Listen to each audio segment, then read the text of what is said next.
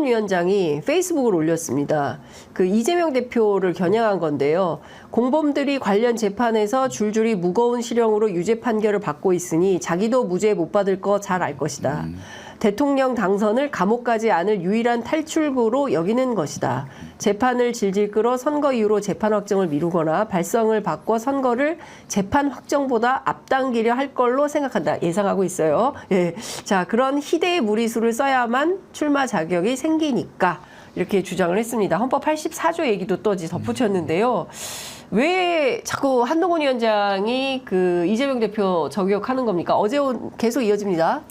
이게 이재명 대표 저격인가요? 그 앞에 이름을 김건희 윤석열로 한번 바꿔볼까요? 어떻습니까? 아니 제가 어제 맞아 떨어지죠. 헌법학자 얘기를 했는데 그 교수님 얘기가 이러시는 거예요. 암만 생각해도 이것은 물론 나쁜 대통령을 잡아넣어야 되고 그리고 어떤 판검사의 결정으로 대통령 임기를 잘라버릴 수 있기 때문에 굉장히 위험한 건데 아무리 생각해도 이거는 윤석열을 향한 거예요.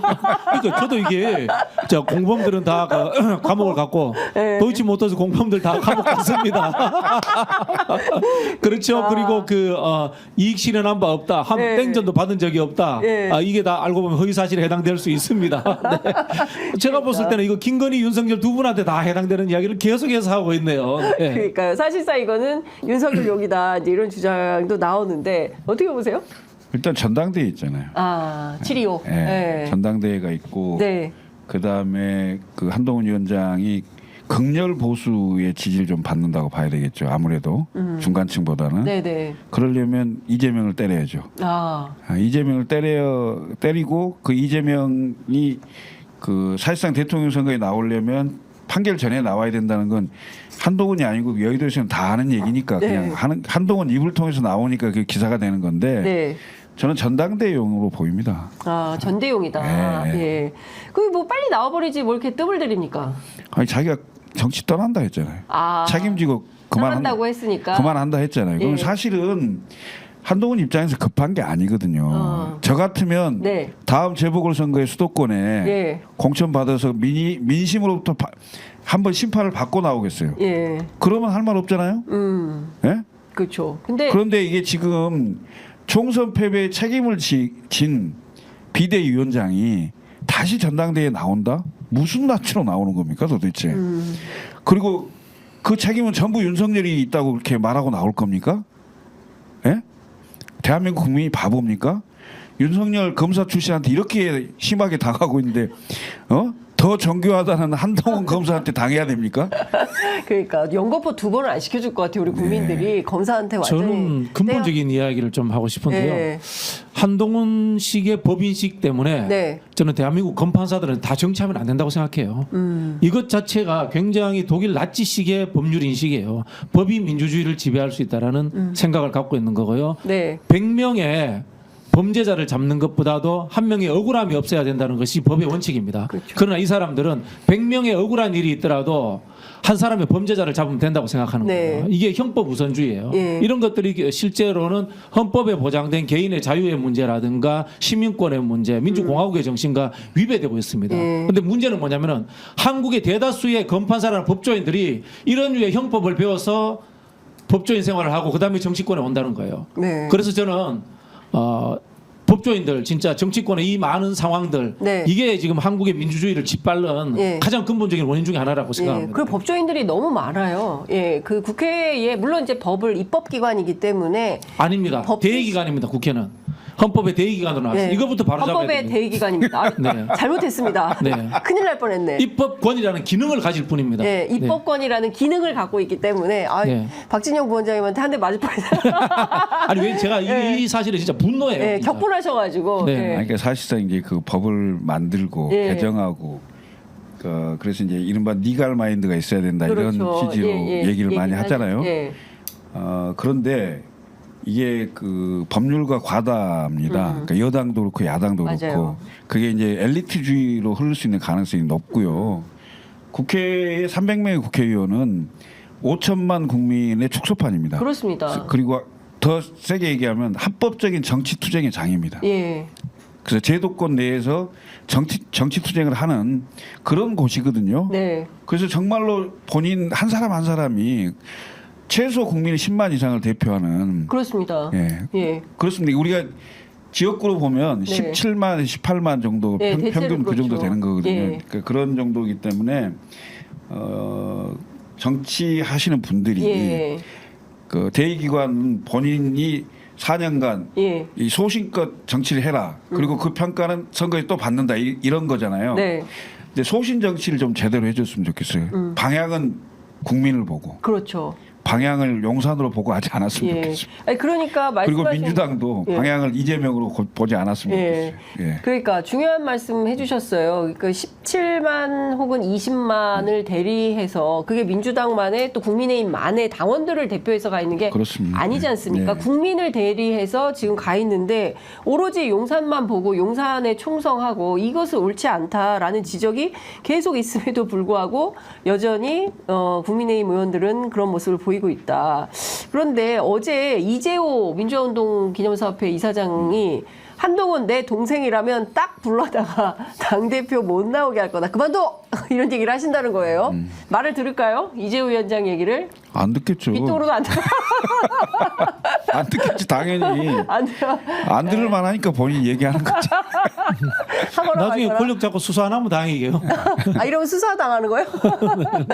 야, 무섭다. 근데 지금 생각해 보면 어쨌든 한동훈 위원장의 거취를 둘러싸고 이러저러한 얘기들이 계속 나오는 것은 그의 어떤 등장이 임박했다, 초읽기에 들어갔다 이렇게 볼 수밖에 없을 것 같습니다. 6월 아니, 11일이기 때문에 내가 보기에는 한 달 전엔 나와야 될 거 아니에요. 정치를 전혀 모르는 이상한 행보를 하는 거예요. 그러니까 큰 정치를 봐야 돼요.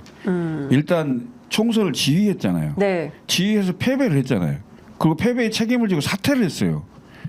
예? 네, 그러면 정상적인 정당 같으면 그냥 전당대회 준비위원회 만들고 바로 전당대회를 하면 되는 거예요. 그런데 그 사이에 한 두세 달을 지금 계속 용산이 만지고 있는 거예요. 비대위를 만들어 갖고. 예? 또다시 친윤 대표 또는 친윤에 가까운 대표, 당을 장악할 대표. 근데 이게 지금 잘 안 되고 있는 거거든요. 용산 입장에서는. 흐름이 안 잡히는 거예요. 왜 총선 얘기는 다 이미 지나갔고 여야의 이제 대결 구도를 만들어서 그래서 국회도 계속 파행되는 거예요. 민주당과의 대결 구도를 만들어서 용산의 이익을 보호할 그런 친윤 대표를 만들기 위한 여러 포석 중에 하나일 수도 있어요. 제가 보기에는. 저는 용산이 한동훈이 그 대표가 되는 것을 이렇게 극구 막는 이유는 당 대표가 되면 죄송합니다. 미래 권력이 되고 미래 권력이 되면은 검찰이 줄 서기 때문이라고 봐요. 네. 검찰이 한동훈한테 줄 서는 순간 한동훈한테 줄 선 검찰들 중에서 김건희 수사해야 된다 이런 이야기 다시 새 나올 수 있거든요. 그런 두려움 때문에 한동훈을 저는 극구 막고 있다라고 추측을 하고 있고요. 지금 하는 행태를 보세요. 국민의힘이 뭐 대표 세우고 부대표 세우고 양념반 후라이드 반도 아니고 제가 그래서 역사적으로 왕이 두 번이 같이 있는 데를 한번 찾아봤어요. 예. 딱 한 번이 기억이 나. 예. 클레오파트라하고 톨로메르우스 13세하고 형제가 둘이 해. 예. 그러다가 저기 카이사르한테 예, 다. 침략당해서 망해요. 예. 망합니다. 이러다가 예, 그 황당무계한 이런 생각하지 말고 예. 빨리 윤석열 대통령 출당시키고 예. 국민의힘 자체 스스로 자정해서 제대로 된 보수 정당으로서의 기능이 되도록 바꿔야 돼요. 그래야 다음 선거에 비전이 좀 생기는 거 아니겠습니까? 국민의힘이 국민의힘이 그런 거나 말거나. 이렇게 하면 네. 개혁신당만 좋은 거예요? 그렇죠. 개혁신당도 정신 차려야 돼요. 왜 정신 차려? 뭐 쓸데없는 있어 뭐 중도 아니. 실용 이런 거 하지 말고 정통 보수 정당을 해야 돼. 아니, 뭔 소리 하고 있어요 지금? 아, 야, 무슨 소리 하고 예. 있어요? 정통 보수 정당 예, 알았잖아. 아니에요? 어떻게- 아니 우리는 야당이고 네. 야당이요? 네, 정체성이 있어야죠. 근데. 바른 길을 찾아가는 거예요. 야당이라는 것은 우리는 그, 개혁 정당이지 네. 예. 보수냐 진보를 뛰어넘는 정당이지. 그 안철수 하던 건데 그거 아니 자꾸 한쪽에 갇히게 하지 말라고. 어느 그 정체성이 불분명한데? 진영에 갇히지 않겠다. 아 그럼 실사구시죠. 실사구시? 예. 그런 데가 제일 힘든데. 실사고 씨는 여기 뜯어먹고 저기 뜯어먹고 양념도 뜯어먹고 후라이드도 뜯어먹고 이거. 아 몰랐어요. 꼭 대한민국이 처해 있는 위치 같습니다. 미국도 뜯어먹고 중국도 뜯어먹고 뜯어먹고 일본도 뜯어먹고. 그래야 되는 겁니다. 그러나 이렇게 기본적으로 자유주의, 민주주의, 자본주의 국가에서 네. 아, 우리도 전략적인 자유주의 정당이라니까. 그걸 하는 거예요. 아니, 제가 이게 애정을 갖고 충고를 하는데 안 받아들이시더라고. 네, 여하튼 지금 상황에서는 매우 좀 그 재밌는 상황인데 장동혁 원내 대변인 있지 않습니까? 네. 친한으로 분류가 됩니다. 사무총장 했어요. 예, 사무총장도 했었죠.